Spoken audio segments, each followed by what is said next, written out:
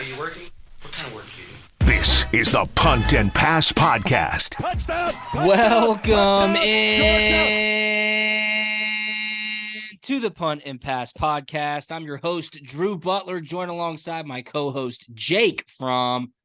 Be sure to follow us on social media at Punt and Pass on Twitter and Instagram. I'm at Drew Butler. He's at From Jake. Puntandpass.com, the number one destination for all things college football. Jake, it's Wednesday night. I texted you earlier today. I said, hey, man, if you're up for it, let's record a little bit later tonight. We'll watch this Braves game. And we fired this up about halfway through the eighth inning. It's not pretty for the Atlanta Braves right now. They're about to be closed. That's 10-2 in the top of the ninth. But you know what? They live to see a game 4. So see what happens on Thursday night. How are you, man? Hey, man, doing good. Anything can happen with playoff baseball. Hope the Braves can find some pitching here soon. But, man, hoping the Braves win, hoping the Commanders win come this Sunday. Yeah, Commanders heading back, or you're heading back to Atlanta. The Commanders are taking on the Falcons Sunday afternoon, so a little welcome home party for Jake Fromm. That will be a lot of fun. I do have to say one thing, though, about this Braves game. Bryce Harper goes yard twice. By all accounts, he has an amazing game.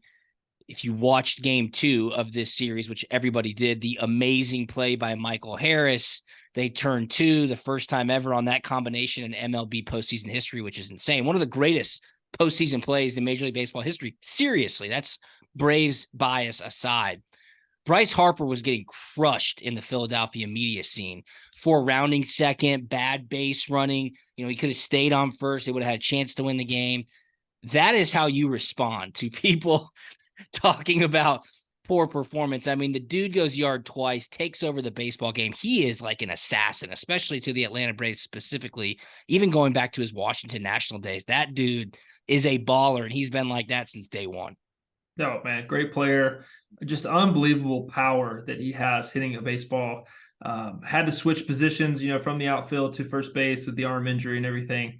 Man, just a great baseball player. He's just found a way to get it done, and he always seems like he turns it up a notch when he does play the Atlanta Braves. Hopefully the Braves can find a way to get it done in game 4, bring it home to game 5, which I think will be Saturday night in Atlanta. So that would be electric. Of course, the Dogs play at noon. So that could be a full Georgia sports day leading you right into Sunday when the Commanders come to town.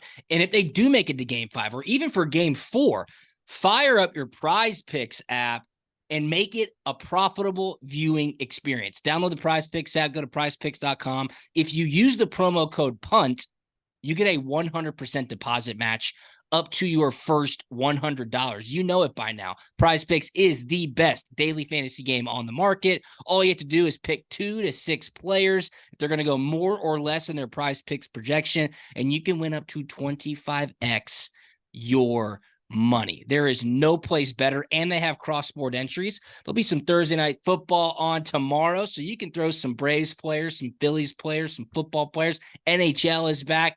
Prize Picks is the absolute best. Tell a family member, tell a friend, tell a stranger walking down the sidewalk. Download the Prize Picks app. Use the promo code PUNT. You get a 100% deposit match up to your first $100 DB3 piece coming up a little bit later. I got a good one. I got a great one. So I'm fired up for that. All right, let's kick off this episode. It's Thursday. We're going 3 and out, the top 3 news and storylines across the world of college football to get you ready for week 7. First down, Mark Stoops, Kentucky head coach. He was on his Kentucky Call-In show on Monday night. We went over his post-game press conference on Monday's show, how he said there's no excuse. They got outclassed in every area of the game. Georgia, of course, dominated, undefeated, and then 20th ranked Kentucky 51-13 last Saturday night. However, on his call-in show, Jake, he starts this comment by saying, I'm not one to make excuses, and then goes on a gigantic excuse rant about NIL effectively and how fans don't want to hear it, but he was saying you need to donate more, meaning to their NIL collective, I would assume, because people can buy players right now, and quote, Georgia bought some pretty good players. I can guarantee you that, end quote. It's just kind of a weird timing statement. I have a statistic that I have to bring up to you, which is just absolutely insane. But in this day and age of college sports, Jake, where things are changing day by day, to maybe use this as an excuse as to why you're not winning after you got beat by nearly 40 points, I feel like it's a little short-sighted. And quite frankly, it's just a terrible look no matter which way you take it. I'm not one to make excuses, but Yeah, the it's B usually word. it's usually not a great way to start. But I do think there's a little bit of truth on both sides of the spectrum. Like I think that obviously in the world of NIL, if you can spend a lot of money, you're going to have a chance to have a good program. One with players too, the way it works. With your facilities, with your food, your practice, the way you travel, all the things that go into that. But at the end of the day, I mean, if you're a coach, you got to find a way to win with what you got. And then they've made some transfers. They got a new quarterback, Devin O'Leary. All like you put some pieces together. And I can't wait for you to get to the stat later because it's going to kind of ring true to a lot of this. But you have to win some games you're supposed to win. Not that they're supposed to win that game, but man, at least fight, make it close, and at least put out there that you have a good product and got some good coachable guys who are willing to fight for you. Yeah, and I would say on the whole, Kentucky, obviously, with their basketball program, is not hurting from an NIL fundraising perspective. Now, I do completely believe Great point. that NIL payments to student athletes are completely overblown and exaggerated. I'll just tell you that from 100% experience. Look, I've been in the NIL industry for the past 3 years. I'm reading this from the ESPN article. Quote, I can promise you, Georgia, they bought some pretty good players, Stoops said Monday in response to an upset fan on his weekly radio show. Quote, you're allowed to these days, and we could use some help. That's what they look like. You know what I mean? When you have 85 of them, I encourage anybody that's disgruntled to pony up some more. Okay, here's what I have to say. First off, if you think Georgia recruits on NIL, that's just simply not the case. I don't necessarily think any university across the country puts NIL front and center. Now, do some student athletes want NIL to be the main reason why they go to a specific university? Of course they do. But what do you think Kirby Smart, or what do you think Nick Saban, or even what do you think Josh Heupel or Sam Pittman or Brian Kelly are telling prospective student athletes? Look at our university. Look at our history. Look at our facilities. Look at the coaches we have. Look at the development we have, the track record, the weight room, the train. All that stuff encompasses why a student athlete would want to go to a specific university. That has not changed. And then the NIL in specific cases can be the cherry on the top. Coach Smart was asked about this in his press conference, obviously, and he had a great reaction. Kirby Smart said, quote, no reaction. It's much to do about nothing. I think Mark is trying to garner interest for money from his fan base, for his collective, and we're all trying to do the same in terms of trying to get money for the collective. Mark and I talked about NIL pregame, and we talked about it in our meeting. I'm not biting on that, end quote. Perfect response by Kirby Smart, okay? The NIL conversation in a situation like this, why you're losing games, is overblown. You could win a lot more games, and then you can incentivize student athletes to come to Kentucky and be a part of something new. And why I say you can win a lot more games is because this statistic that I'm about to read to you, Jake, came out after the reaction from Coach Mark Stoops saying we need fans to donate more. This statistic came out, and it's essentially mind-blowing. Mark Stoops has been the head coach at Kentucky since 2014. Since 2014, Stoops has 2 total wins over teams that finished their season with a winning SEC record. Allow me to repeat that. Since 2014, Kentucky, coached by Mark Stoops, have 2, count them, 1, 2 total wins over SEC teams that finished the season with a winning SEC record. In 2017, they beat South Carolina. South Carolina finished 5-3 in the conference. And in 2018, they beat Florida. Florida finished 5-3 in the Southeastern Conference. That's it. That is mind-blowing. For all the love that Mark Stoops gets for the job he's done at Kentucky, 9-win season here, 10-win season there. Will Levis is a second-round draft pick at quarterback. Benny Snell was once compared to Herschel Walker. You know, they would get a little juice going later on in the season. Yeah. To have 2 total wins since 2014 over SEC teams that finished the season with a winning SEC record, that is mind-blowing. Fans won't want to donate to a cause like that. I'm just saying. That is just incredible, mind-blowing at the same time. I mean, and we're talking Florida and South Carolina. I mean, they had 5-3 records. Yeah.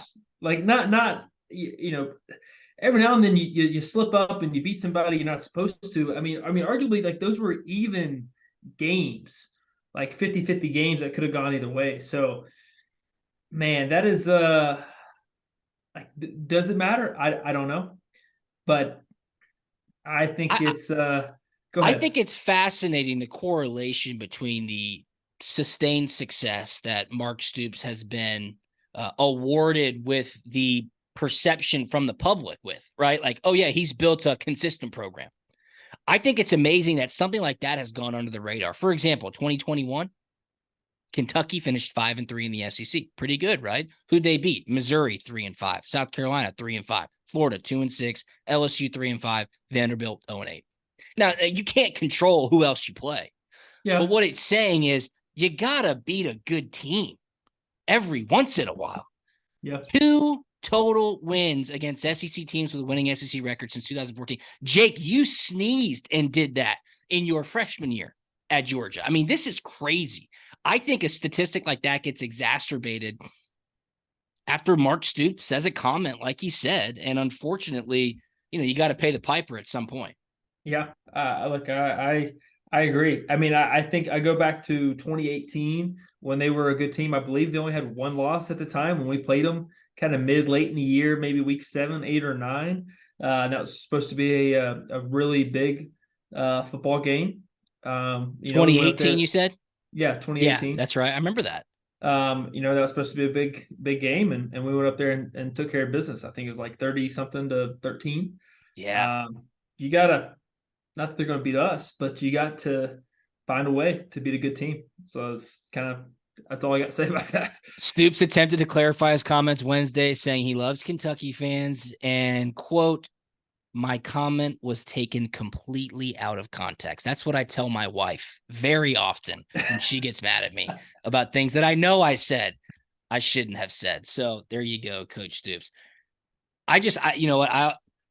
As much as I think it's ridiculous what Stoops said, I think Kirby Smart had a great response to it. So yeah, no, I think so too. On that. Hey, I don't want to go off on a tangent here. We can do that. But we're talking about NIL. Okay, we're in fantasy land here. Okay. Drew Butler has a young son. Let's just say he plays quarterback. Okay. Okay. And you're walking into those head coaches meetings during recruiting visits.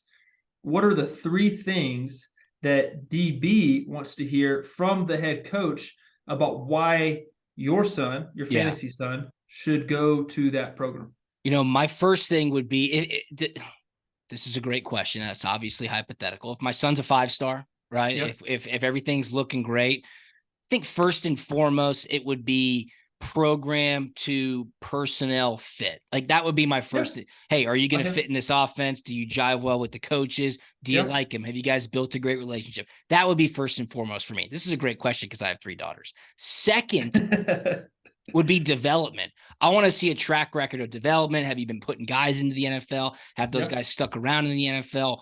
Do NFL coaches hang around your program, or just that general feeling of if you're here, you have a direct path to the next level. And then third, man, you're putting me on the spot here. I don't know, like facilities would be great for me.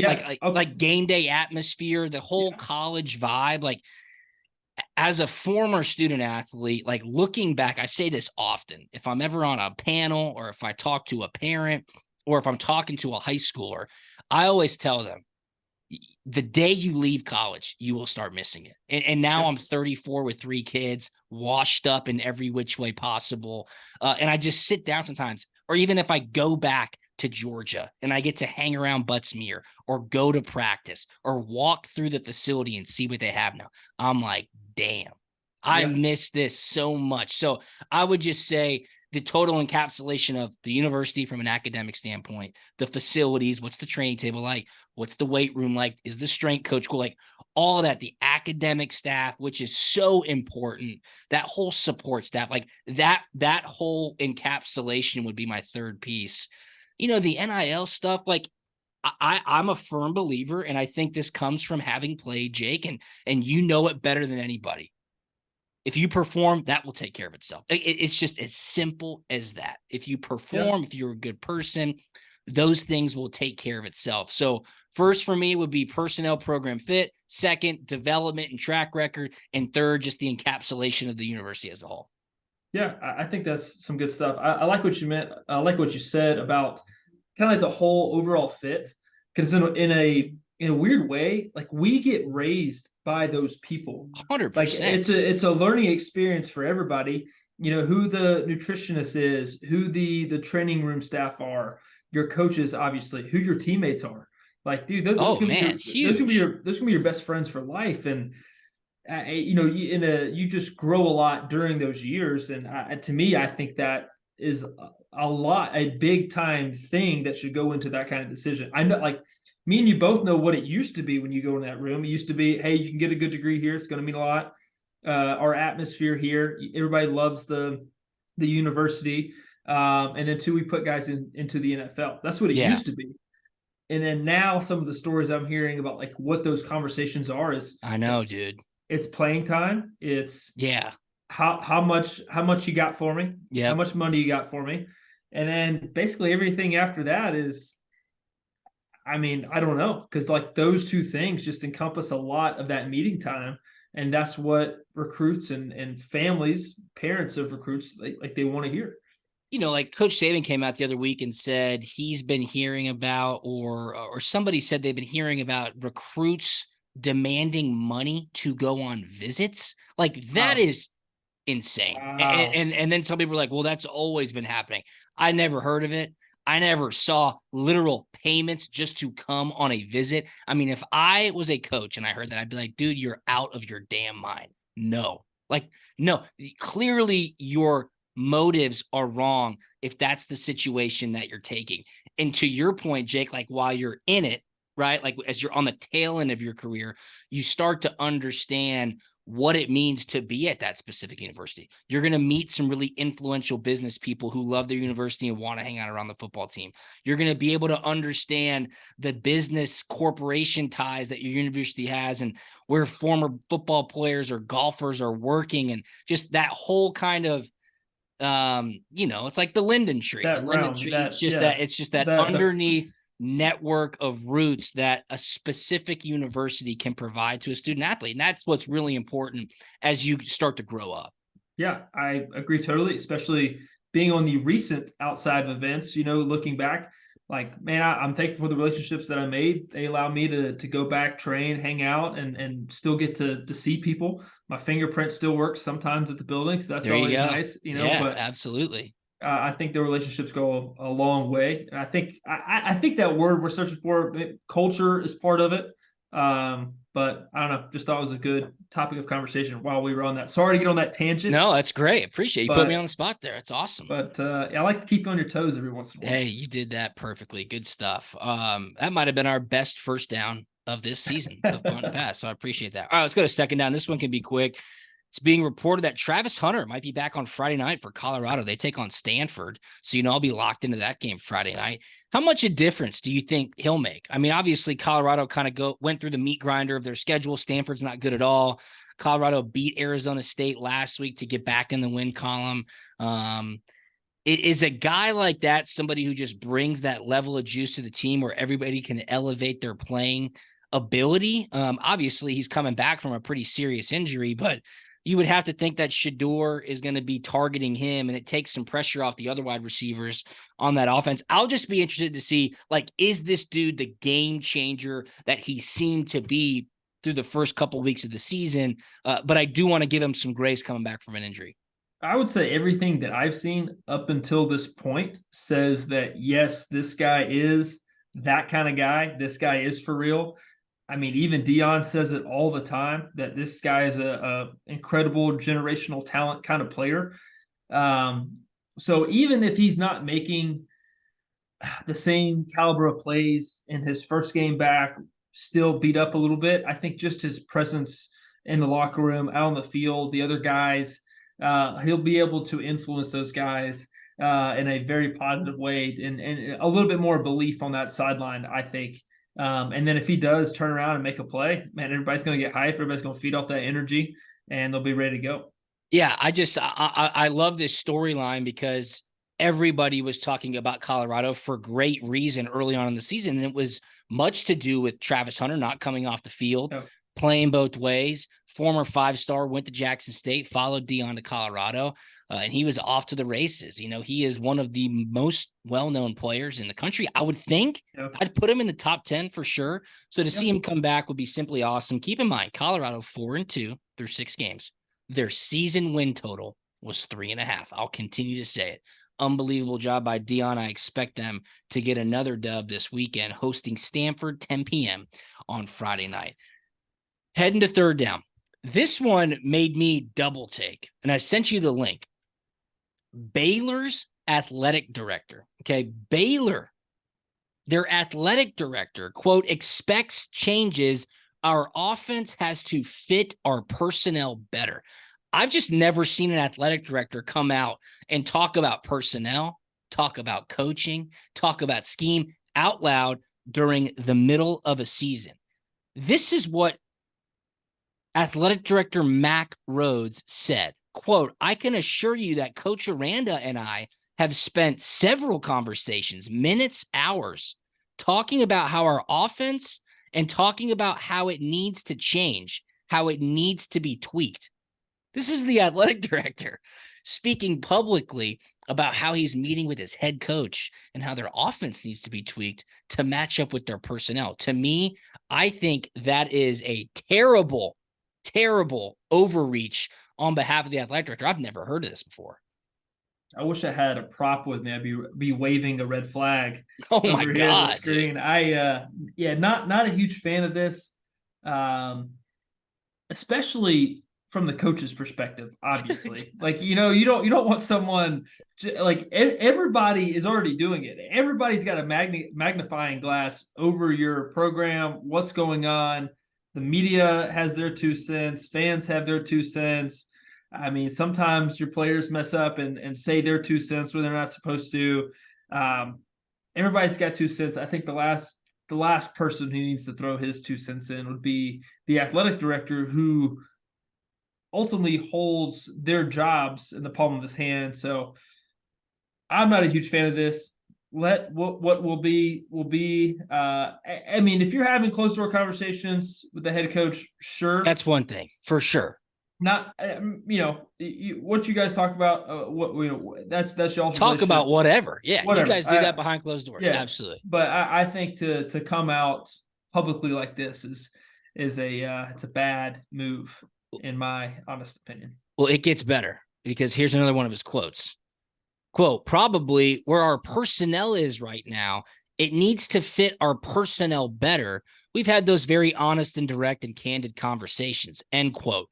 When asked if he would potentially dictate who called plays for the Bears, Rhodes answered, quote, I never have in the past. So he's sitting there getting questioned, like, would you make the call to your head coach and say, so-and-so needs to be the play caller? Here is what we need to do to fix what's going on with our offense. People, that is wild. I've never, ever heard of that. An athletic director openly talking about the candid conversations he's had with his head coach on how to fix their offensive issues. We need better personnel. We need to match our play calling with our personnel. Jake, this is crazy. Yeah, this is new for me as well. Play calling is a hot topic, I would say, especially at the NFL level. Who's calling plays? It really influences the jobs they get in the future. If an owner or a GM thinks that person's very solid at calling plays, but this is new territory for me. Oh, buddy. It's really out of the blue. I honestly don't know how to respond because I've just never come upon a situation like this.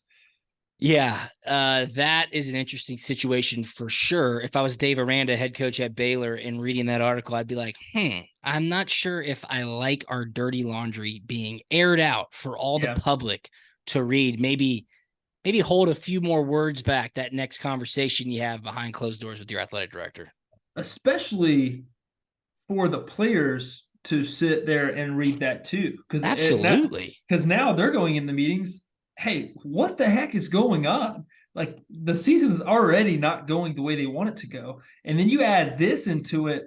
It's a lot of pointing fingers. It's a lot of chaos that doesn't need to happen. It's time for them to come together, figure some stuff out, and really dig deep. But this is not helping, in my opinion. Yeah, they need to figure that out. No question about it. You know what else needs to be figured out? Tell me, Coach. The DB three-piece. All right. This is like a career weekend for me. I've got to bring it home for our listeners. Look, we filmed last week early because you had a Thursday night game. I gave out the three-piece on my social media. I was like, people trust me. And to my surprise, I was getting a lot of messages on social media. Where's the three-piece? Where's the three-piece? I'm tailing it this weekend. You've got us, Drew. We trust in you. And I was like, thank you for that trust. Unfortunately, it did not come through. 2 out of 3 hit. That was a loser unless you flexed it, which you can on Prize Picks. I would just tell you, flex it. Okay. Less payout when it hits all 3, but still you're winning money. The DB three-piece this weekend is like a stamp your career on it, make it happen for the people type weekend. And I've got it right here. All you need to do is download the Prize Picks app. Type in the promo code PUNT. You get a 100% deposit match up to your first $100. Prize Picks, the best daily fantasy game on the market. You know this by now. You locked in, buddy? You ready for the week 7 DB three-piece? We're doing a Saturday night special, okay? We're going straight to that 7:30 p.m. game on NBC, one of college football's most classic rivalries, Southern Cal at Notre Dame. We're starting with Southern Cal wide receiver Taj Washington. Yes, he is Caleb Williams' favorite target. If USC has any hope to win this game, Caleb Williams is going to have to go crazy, and they're going to have to put a ton of points up on the board. Taj Washington will have more than 54.5 receiving yards. Okay. Taj Washington, USC receiver, more than 54.5 receiving yards. Caleb Williams will get his. On the other side, Notre Dame's offense has a great opportunity. USC's defense is atrocious. They're horrible. The weather forecast is looking pretty dicey this weekend. Maybe cold, maybe a little wet. Could be potential for some ground game efforts from Notre Dame. Audric Estime, Notre Dame running back, more than 87.5 rushing yards. And to bring it over the top, Sam Hartman. You got to air it out a little bit, right? Because you're going to get in a shootout. I think Estime gets his, maybe breaks a long run. He'll get over 87.5 rushing yards. Sam Hartman, Notre Dame quarterback, more than 263.5 passing yards. That's it. It's the Saturday night DB three-piece special career weekend. Sam Hartman, Notre Dame quarterback, more than 63.5 passing yards. Taj Washington, USC wide receiver, more than 54.5 receiving yards. And Audric Estime, Notre Dame running back, more than 87.5 rushing yards. It's the DB three-piece. It's week 7. It's hitting. Go to prizepicks.com, download the Prize Picks app. Use the promo code PUNT, 100% deposit match up to your first $100. You like that? You picking up what I'm putting down? You like that? I like that. That's some good stuff right there. I love it. Okay, let's go inside the 5. We got some good games this weekend. We'll start at noon. We'll stick with the dogs. Number 1, Georgia heading up to Nashville to take on Vanderbilt. CBS doubleheader this weekend, a 12 and a 3:30 game. This game's at noon on CBS. Georgia, a 31.5-point favorite. The total is 56 points. And I'll kick things off with this crazy stat that I got from my Phil Steele Bible. Man, what you got for me? In 2020, the COVID year, Vanderbilt canceled their game on Georgia. Twice, if you remember, they canceled it during the middle of the season. And then late during a makeup week, they canceled it again and said, we don't have enough players. We can't do it. So Georgia finished 1 game short on the season. This upset the fans and the administration. Since the cancellation, Vanderbilt has been outscored 117-0 in their last 2 games against Georgia. No way. 117-0 in their last 2 games against Georgia since the cancellation. DB coming in hot tonight with the stat book. Shout out Phil Steele, 62-0 in 2021, 55-0 in 2022. That, my friends, is getting your ass beat. Wow. Noon game. Nashville, 11 a.m. local kick. Coming off a big game. I've been there for one of those. That is me too, dude. That's a strength staff banging on all the doors. Oh, yeah. At like 6:30. Wake up! It's time to go. Yeah, man, what a fun experience that is. But no, I think the Dogs stay hot. I think the Dogs stay rolling. They need it. I think they need to put 2 good performances on tape. I hear it every single day at work. Put consistent behavior on tape. Yes, that's what we want the Dogs to do. And I think they do that. I think they stayed rolling. And just for the sake of the stat, I hope Vandy does not score a single point. Yeah, that would be really impressive if Georgia shut out the same opponent 3 years in a row. Under Clark Lee, Vanderbilt is 8-0. Oh, excuse me. 0-8 straight up and 1-7 against the spread versus ranked opponents. Their average loss is by 40.6 points per game. So they have not been playing well against ranked opponents under Clark Lee, their head coach. I would lay the 31.5 here with Georgia. To your point, what Georgia did from a mental standpoint for that team, for that coaching staff, for the vibe in the building last week against Kentucky, to tell them that's what it takes. That's what a complete game is for us. That is the ability, the standard that we have set moving forward. And yeah, the approach is different when you go in to play Vanderbilt at 11 a.m. local. Yes, of course, Jake, you're totally right. Banging on the doors for wake-up calls, screaming at you at breakfast, trying to get that, it is fake juice at that point in the locker room pregame. Everybody's got to go. But the opportunity that you have, and that the starters know they have, both on offense and defense, is, hey, let's go out there. Let's dominate for 2 quarters. Get up 34-0 at half or whatever it might be. We'll go 1 drive in the 3rd quarter. Then we're done. Then we have a bye week. So that motivation is there. Okay. Let's get after it. Let's take the pads off in the 3rd quarter. Then we get 10 days off. Then we can come back and start getting to work on Florida. I think this is your typical game. 62-0, 55-0. Will Vanderbilt score? That's the biggest question. I'll lay the 31.5 with Georgia. I think it's kind of your typical grind them down game. Maybe let Carson chuck it deep a few times if you get some great route concepts open early, and keep padding those stats. Yeah, dude, I think you're spot on. Those conversations get had. That is 100% real talk in the locker room. Hey, guys, look, let's just go take care of business. Let's get in and get out. Absolutely. Absolutely. And I think the forecast is supposed to be pretty decent up in Nashville on Saturday. That leads you into your 3:30 game on CBS. Pretty good one. Texas A&M taking on number 19, Tennessee. Tennessee's a 3-point favorite. The total here is 55 points. Tennessee, generally speaking, still has a lot out in front of them. Texas A&M reeling a bit after their loss against Alabama a week ago. Rocky Top should be rocking for this one, Jake. This is a pretty fun matchup. These 2 teams don't play too often. Yeah, I really like Tennessee in this one. They played South Carolina. They beat the brakes off of them, 41-20. They go into a bye week, a little extra time to prepare, get their bodies right. And this is a big football game. Like you said, it's not a team you play that often. It's a team in the West, but it's still SEC play. And so there's a lot of bragging rights that kind of go into these matchups. Oh, yeah. Like when Ole Miss comes to Georgia late in the year, there's a lot of bragging rights that go along with this. So I expect Tennessee to play well. And I'm excited to see what they do. And I'm excited to see that atmosphere at 3:30 Eastern on CBS. Tennessee has not been favored at home against an SEC West opponent since 2015. That's wild. They surely weren't favored last year when they knocked off Alabama at home. Keep in mind, they do play at Alabama next week. Could this be a look-ahead spot for Tennessee? I don't know. I think Josh Heupel's probably telling them, guys, got to take care of business this weekend. We get a great chance to go to Alabama. You know there's blood in the water there. And then everything's in front of them, because if they knock off Georgia late in the season, they win the tiebreaker if they only have one conference loss.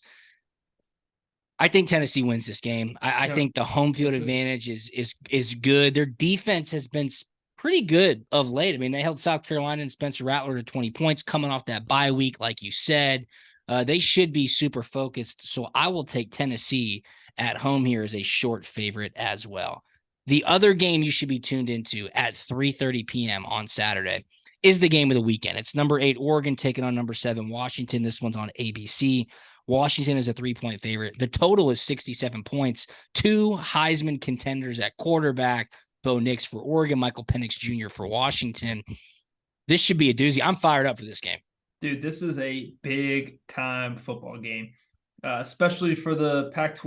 All the the Pac-12 wants a team to represent them. This is the year they need it in the college football playoff. They have some good teams out there, and a lot is going to be predicated on this football game right here about who represents them, possibly getting into that spot. So, man, Bo Nix is a big game for him, but Michael Penix Jr. and the Huskies are absolutely slinging that thing around.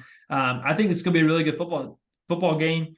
The total is very high, but these teams actually play some pretty good defense. A lot better defense than their counterpart in USC. So, I wouldn't be surprised if this is a dogfight, but I do definitely see this coming down the wire. I'm going to have to go Oregon with this one just because of Dan Lanning and my boy Bo Nix. All right. You and I are kind of simpatico right now. Oregon's defense is only allowing 11.8 points per game. Washington only allows 14.8 points per game. So, they can light up the scoreboard, but their defenses are playing really well and not getting enough credit. It comes down to this. Are you going to lean with a defensive-minded head coach like Dan Lanning or an offensive-minded head coach in Washington's Kalen DeBoer? Oregon is the second best scoring offense in the nation. Washington is the third best scoring offense in the nation. Oregon and Georgia are the only 2 teams in the country that are top 10 in both scoring offense and scoring defense. I think home field advantage will be real here. That stadium right there on the water in Seattle for Washington is a great spot. But give me the points, man. Give me 3 points with Oregon. You saw what they did. They answered the bell against Colorado. I'm not in any way comparing the talent of Washington to Colorado, but you saw how Dan Lanning got those boys fired up. You saw the defense really step up against Shedeur and that Colorado offense. So give me 3 points with Oregon. I like that. I think that's a good play. I think what about the total? 67? That's a lot of points. What do you think? I think it's a lot of points. I'm going with the under on that. And from a head coach's perspective, I mean, the pitch to both your teams is, hey, I mean, do you want a shot in the college football playoff? Yeah. If you do, you win this game, everything you want is right there in front of you. So, I mean, this is a big time football game out west, especially for that conference. So I'm just like you. I'm fired up to watch this game. These Pac-12 schedules are crazy, though. I mean, obviously, Oregon taking on number 7 Washington this week. Next week, home versus number 19 Washington State. Then they're at number 16 Utah. Later on, home versus number 10 USC. Home versus number 15 Oregon State. I mean, these teams have got to giddy up. You just wonder if the Pac-12 is going to eat themselves alive when it comes to getting into the college football playoff. And Washington, on the flip side, taking on number 8 Oregon this week. Then they're at number 10 USC on November 4th. Then they're home against number 16 Utah. Then they're at number 15 Oregon State. Then they're home against number 19 Washington State. So, it is about to come to a head in the Pac-12. Who is going to rise to the top? I think Oregon's got a great chance with their defense. Yeah, I definitely know the cream will rise to the top. Yes. That is what I do know. Indeed, as proven by science. Let's stick in the SEC for this 7 p.m. game on ESPN. Auburn at number 22, LSU. I cannot believe this. LSU is an 11-point favorite. The total here is 61. You look at that LSU defense and you think, how on earth could they be an 11-point favorite over anybody? Yeah, I know Auburn's offense specifically hasn't been too explosive, but if you want to get right, go play LSU's defense. Yeah, I'm with you on this one. I think 11 points is a lot. I know it's at home, but I think Auburn's defense plays good ball, decent to good ball. I don't think they're great by any means, but I think they play tough and they play hard. Gave Georgia some fits early in the game. Obviously, there's some things to figure out with Auburn's offense, but on the flip side, LSU's offense is really good, but their defense is very suspect. And Auburn's defense is not, Auburn's defense ain't bad. I mean, they got some dudes over there. Yeah. That's what I'm saying, man. They got some dudes. They play tough. And they've had some good runnings in some games this year. So like you said, I'm going with Auburn just because I think that that spread's a little large for old LSU this game. Yeah, give me 11 points here, and crazy things happen in this rivalry. I think this is, we're in SEC Eastland. I think this is an underrated SEC rivalry. Going back to when I was in school, man, Les Miles, Tuberville, Gus Malzahn, they used to have some wild games, especially when they were at LSU at night. So I would expect some craziness in this one. I think that one will come down to the wire. It should be a classic, SEC classic. Crazy things happen in Baton Rouge at night. All right, I got two games here. We got to touch on the USC Notre Dame game, 7:30 p.m. NBC, number 10 USC at number 21 Notre Dame. Notre Dame's a 3-point favorite. Again, that kind of surprised me as well. The total here is 59.5.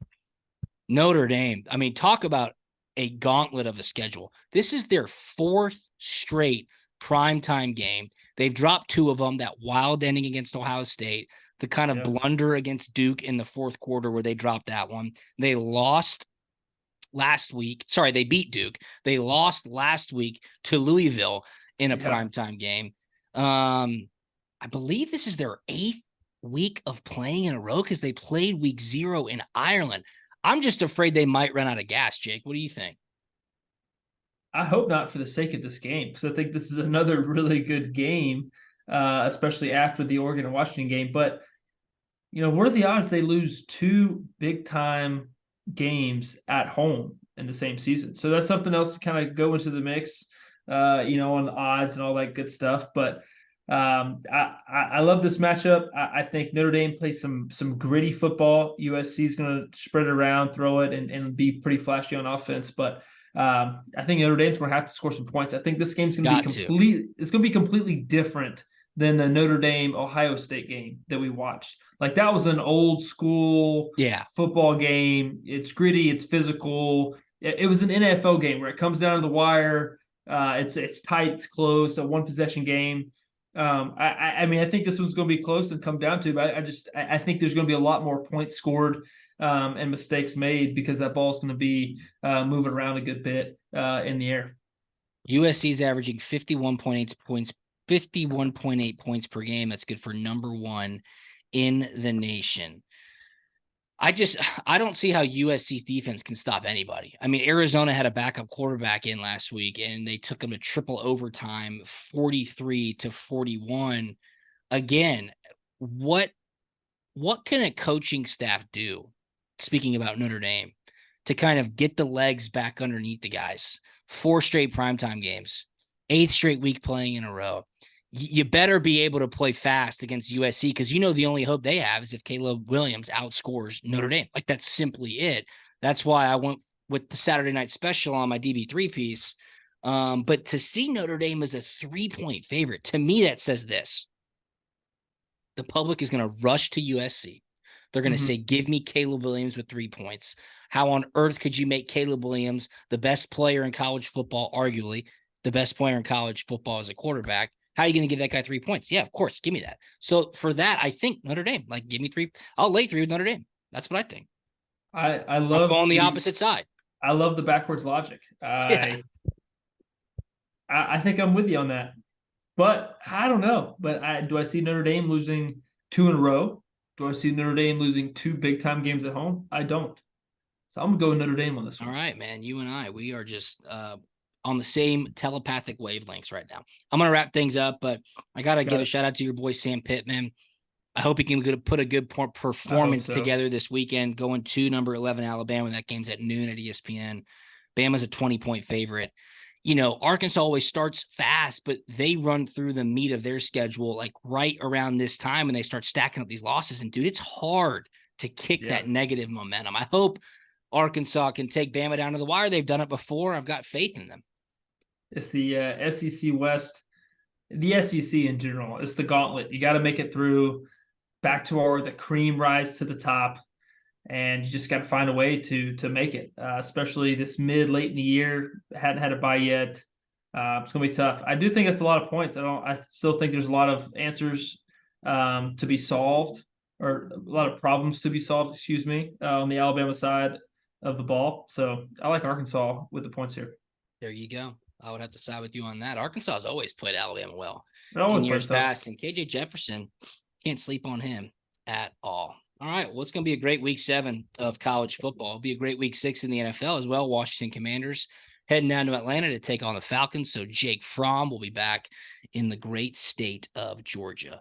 Be sure to follow us on social media at Punt and Pass on Twitter and Instagram. I'm at Drew Butler. He's at From Jake, puntandpass.com. Be sure to download the Prize Picks app. I just said it is a career stamping weekend for the DB3 piece. Go ahead and download the Prize Picks app. Use the promo code PUNT. You get a 100% deposit match up to your first $100. Jake, anything on the way out, my man? Man, I like the DB3 piece, man. 3 for 3. Good. Let's do it. Let's go. Let's go. It's time. It's time. It is time. All right. Thanks for tuning in. Have a great weekend, and we will talk to you on Monday. See ya. We are up.